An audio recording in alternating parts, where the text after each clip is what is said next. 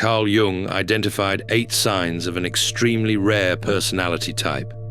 And if you recognize even half of these traits, you're part of what I call the psychological elite. In his decades of research, Jung discovered that less than 5% of the population develops what he termed differentiated consciousness, a way of experiencing reality that most people never achieve. But here's what's fascinating. These rare individuals often spend their entire lives thinking something is wrong with them.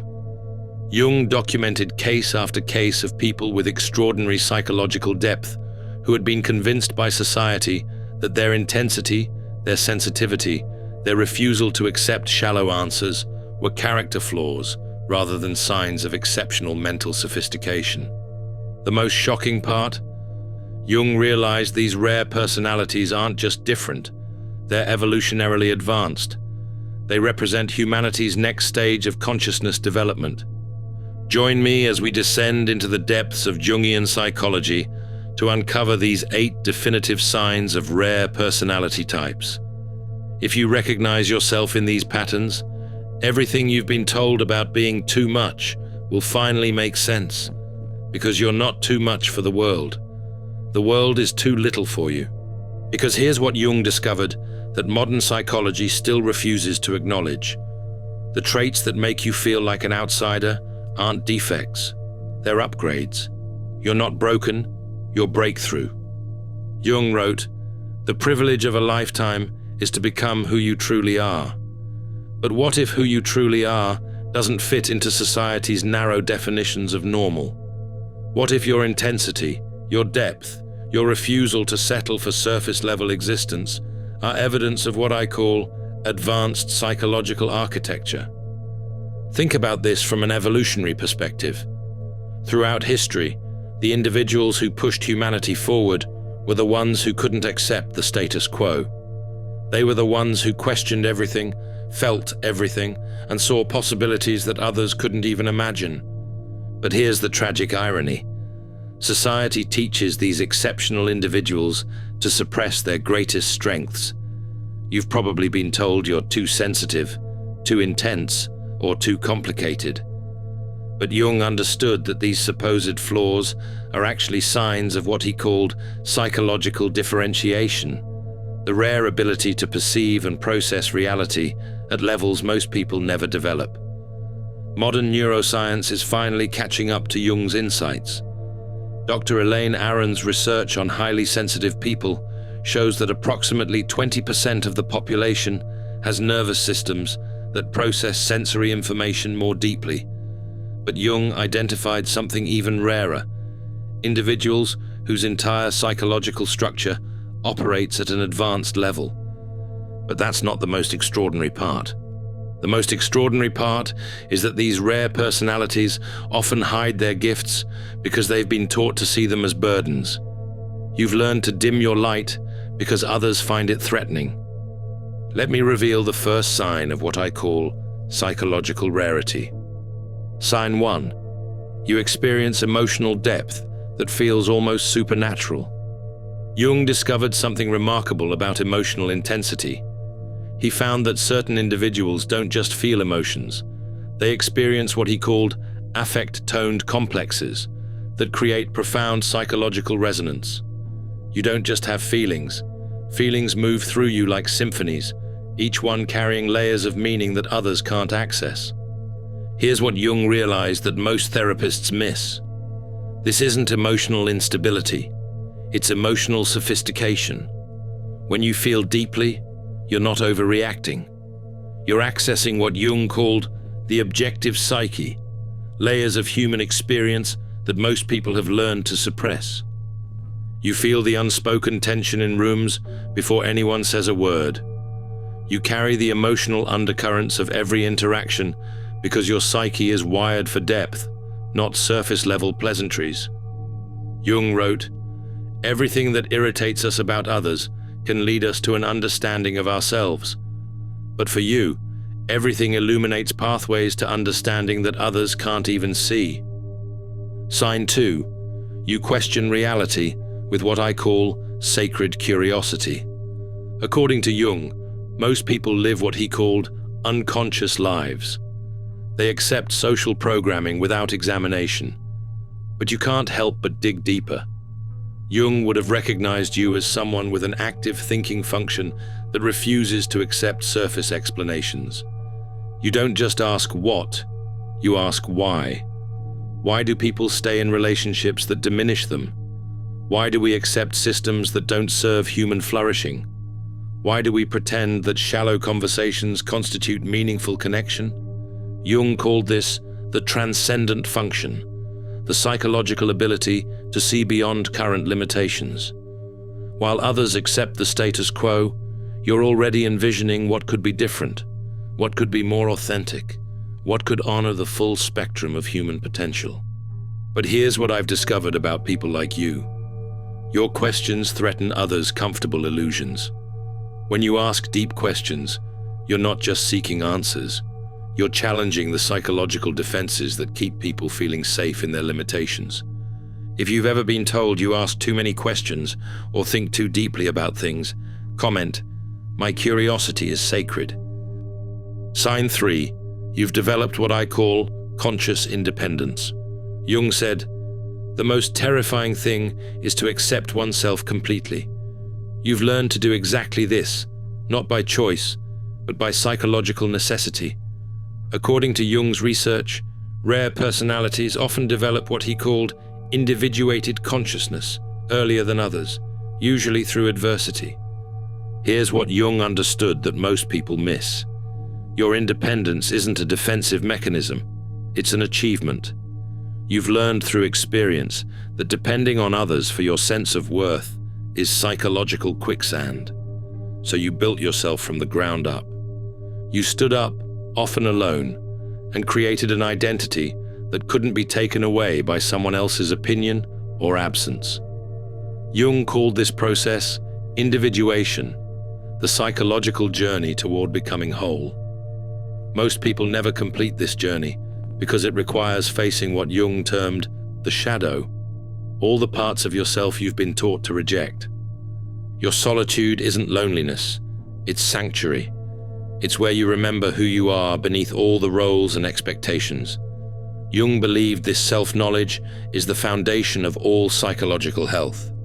Sign 4. You possess what I call hyperperceptive awareness. Jung revolutionized psychology when he identified intuition as a legitimate psychological function.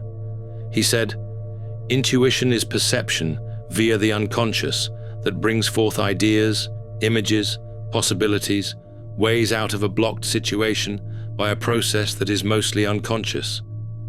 You don't just observe people, you read their psychological signatures. You notice micro-expressions, energy shifts, the words they don't say. Jung would have recognized this as evidence of what he called active imagination, the ability to perceive beyond the obvious. When someone says they're fine, but their entire energetic field screams distress, you can't unsee it. When there's tension in a room that everyone else seems to ignore, you feel it in your bones. This isn't paranoia, it's psychological sensitivity operating at a level that most people never develop. But Jung warned that if you don't learn to protect this sensitivity, it will exhaust you. You end up becoming an unconscious therapist for everyone around you, regulating conversations and carrying pain that isn't yours to carry. Sign 5. You crave meaning over everything else. Jung observed, "The privilege of a lifetime is to become who you truly are." But what if being true to yourself means rejecting everything society tells you to want? Jung discovered that certain personalities are psychologically incapable of living inauthentic lives. You don't choose meaning over popularity. Your psyche demands it. You've probably tried living for external validation, following scripts, playing expected roles. But Jung would have recognized the symptoms immediately.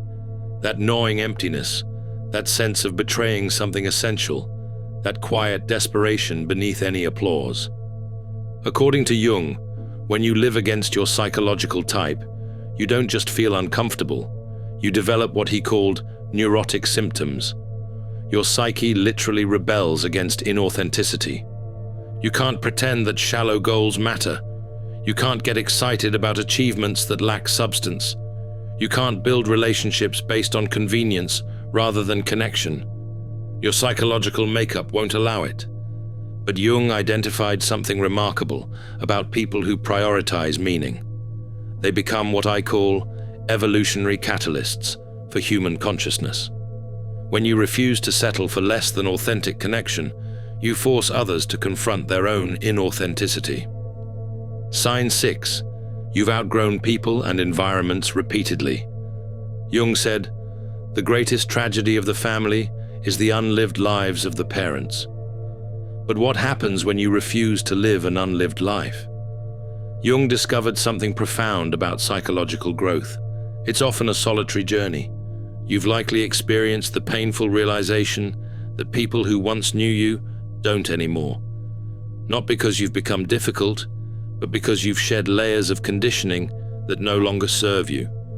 Jung called this process psychological death and rebirth. The friends who knew you when you were shrinking, when you were people-pleasing, when you were suppressing your truth, they remember that version of you. Sometimes they want that version back because it felt safer, more predictable. But you can't go back. Jung understood that psychological evolution is irreversible. Once you've seen behind the curtain of social conditioning, you can't return to unconscious conformity. If people seem uncomfortable with your growth and keep asking you to be who you used to be, comment, "My evolution is not negotiable." Sign 7. You create what I call transformational presence. Jung said, "The meeting of two personalities is like the contact of two chemical substances. If there is any reaction, both are transformed."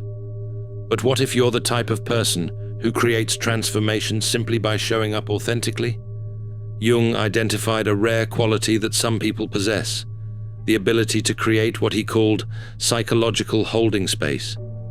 When someone speaks to you, they feel seen in a way that's uncommon. You don't just listen to words, you perceive underlying emotional states. You don't offer quick fixes, you offer deep witnessing. You don't rush to judgment, you create space for truth to emerge. Jung understood that this level of presence is actually a form of psychological healing. But here's what I've observed about people with this gift. They often exhaust themselves by giving it too freely. You become so skilled at holding space for others that you forget to ask for space to be held yourself. Jung discovered something important about highly empathetic personalities.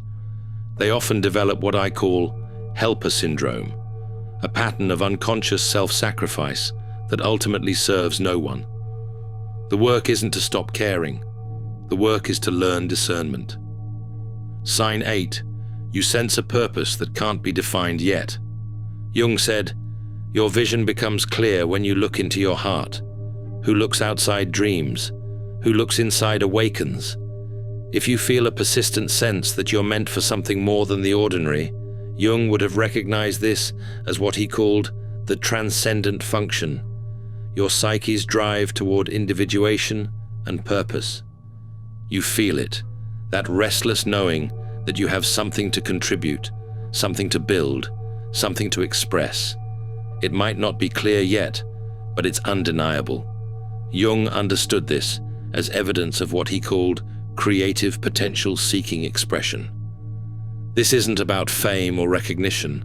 It's about alignment, the psychological necessity of living in harmony with your deepest nature.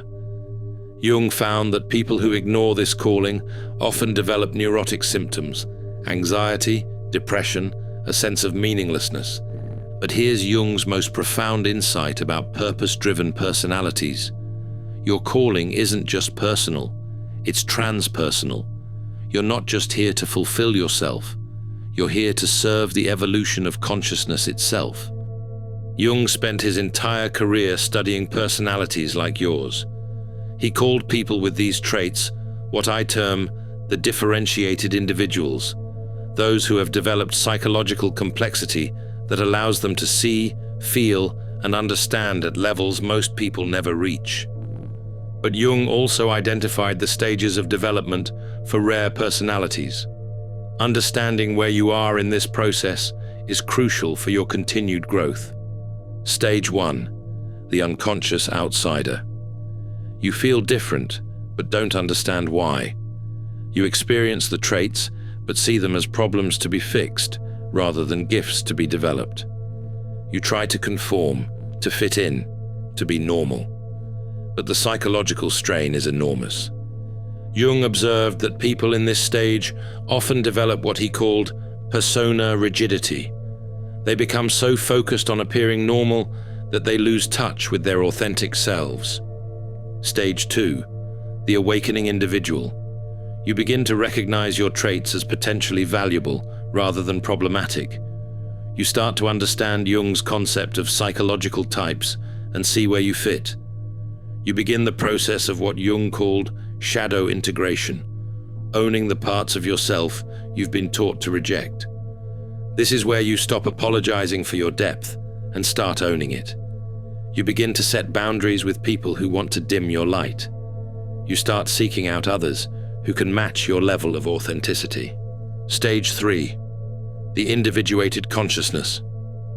You've fully integrated your rare traits into a coherent identity. You understand your purpose and live it consciously. You've developed what Jung called psychological wholeness, the ability to be authentically yourself while remaining connected to others. At this stage, you become what I call a beacon for other rare souls. You don't just live authentically, you give others permission to do the same. You become a catalyst for collective consciousness evolution. If you're ready to stop hiding your rare traits and start owning them completely, comment, "I am psychologically rare and proud." But Jung warned about something crucial that most people with rare personalities never learn. You must integrate your shadow, or your gifts become your prison. What do I mean by this? Even rare personalities have unconscious aspects that can sabotage their growth. Jung identified several shadow patterns common to psychologically advanced individuals. The superiority complex. Shadow, you begin to see your rarity as evidence that you're better than others rather than simply different. This leads to isolation and arrogance.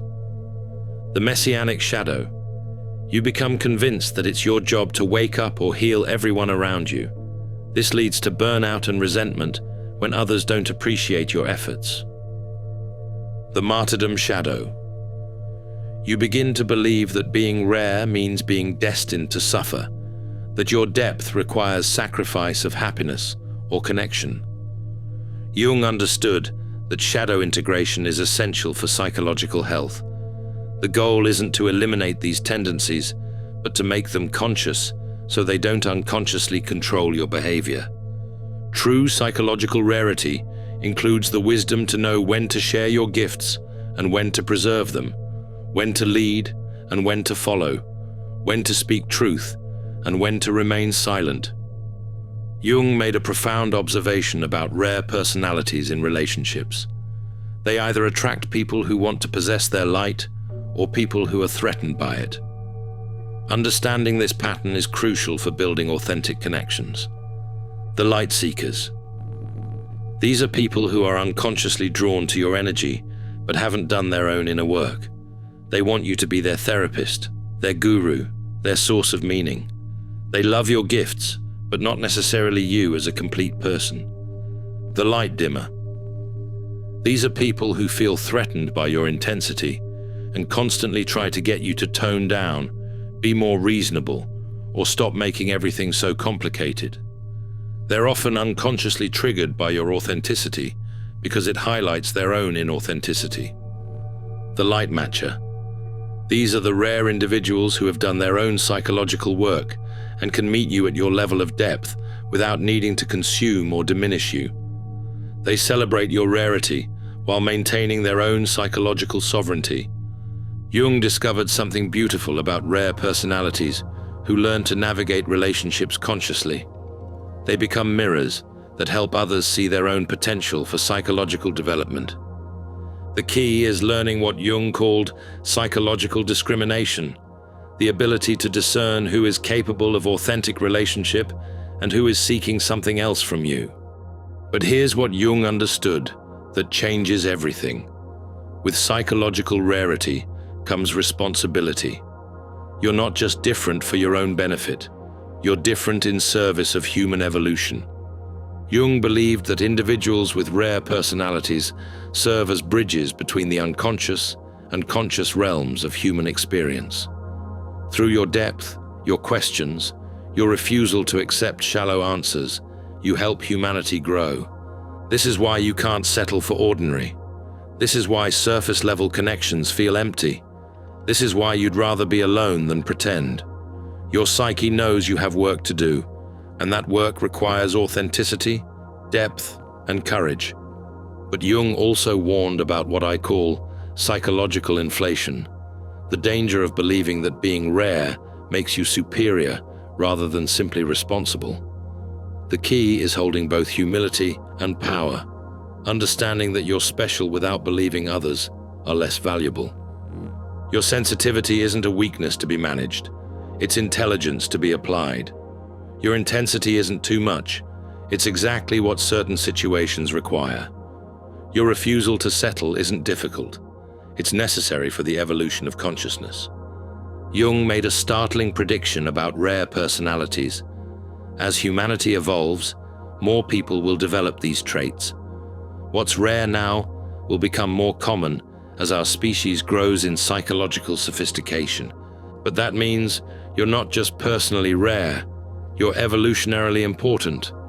You represent what Jung called the leading edge of human consciousness. You're pioneering ways of being that others will eventually follow. This perspective changes everything about how you see your struggles.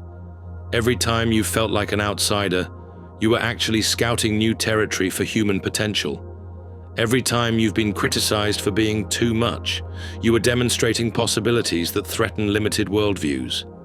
Every time you've chosen authenticity over acceptance, you've expanded what's possible for human relationship.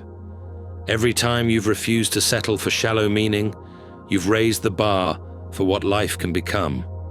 Jung understood that psychological evolution happens through individuals like you who refuse to accept current limitations as permanent.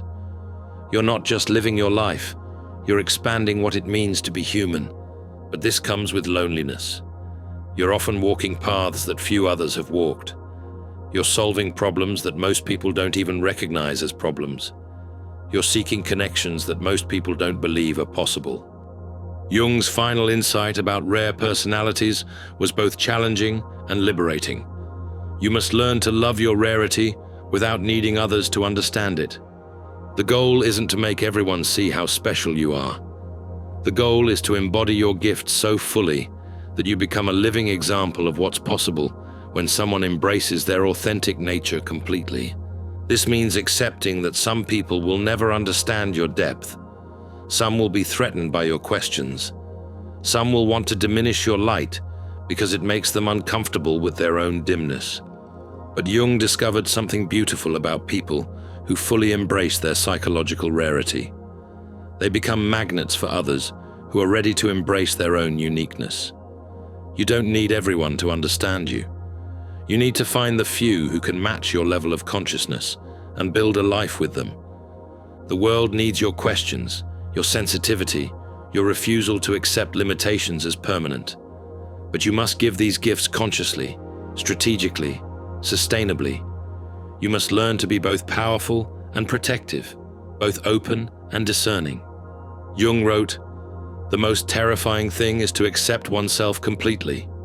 You're learning to do exactly that, and in doing so, you're giving others permission to accept themselves completely too. Remember what Jung identified about extremely rare personalities? The 8 signs we've explored aren't just individual traits, they're evidence of what I call advanced psychological architecture. Jung wrote in his final works, "The privilege of a lifetime is to become who you truly are."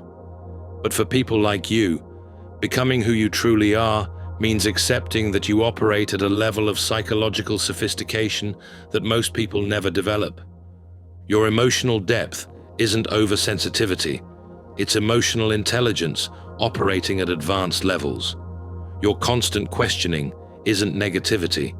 It's consciousness refusing to accept limitations. Your independence isn't isolation. It's psychological sovereignty. Your hyper-perceptive awareness isn't paranoia. It's intuition functioning as intended. Your craving for meaning isn't impractical. It's your soul demanding alignment. Your pattern of outgrowing people isn't coldness. It's evolution in action. Your transformational presence isn't manipulation. It's authenticity, creating space for truth. Your undefined purpose isn't confusion. It's potential seeking expression. If even half of these signs resonated with you, you're not just different. You're part of what Jung believed was humanity's next evolutionary step. You're one of the people pushing our species toward greater awareness, deeper truth, and more authentic connection. Yes, it's lonely sometimes. Yes, it requires more courage than most people will ever need. But Jung believed that people like you are essential for humanity's psychological evolution. Your intensity isn't too much. It's exactly what the world needs to shake off its comfortable numbness. Your sensitivity isn't weakness. It's strength that can perceive what others miss. Your refusal to settle isn't difficult. It's necessary for progress. Carl Jung spent his life studying people like you because he understood something profound. You're not just living your own life. You're expanding what it means to be human. The world doesn't need you to be smaller, quieter, or more convenient. The world needs you to be exactly what you are, psychologically rare and proud of it. If you're ready to fully embrace your psychological rarity and stop apologizing for traits that make you extraordinary, comment below. I am evolutionary consciousness in human form. Share this with someone who needs to remember their own psychological rarity. And if you want to understand more about Jung's insights into the shadow side of sensitivity, check out my video on Final Warning to Empaths, They're Feeding on Your Light, where I reveal Jung's most disturbing discovery about how unconscious people drain the energy of psychologically advanced individuals. Subscribe because we're just beginning to explore the depths of what makes you extraordinary. Remember, you're not too much. The world is too little. And Jung knew that people like you are the ones who change that. Thank you for watching. See you in the next dimension.